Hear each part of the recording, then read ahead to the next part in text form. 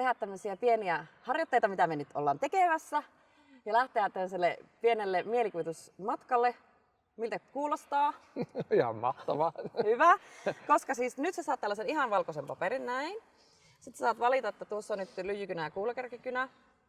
Noin, tuo varalta vaikka siinä. Yes. Ja tämähän on nyt semmoinen hauska tilanne, että sä saat olla nyt silmät kiinni. Ja ihan vaan nyt hengitellä hetken. Sä kuulet nyt selkeästi jotain ääniä.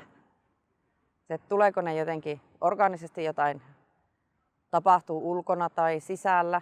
Siellä on jotain äänimaailmaa. Ehkä siellä on henkilöitä. Ja sulla on semmoinen valtavan tuttu ja turvallinen olo.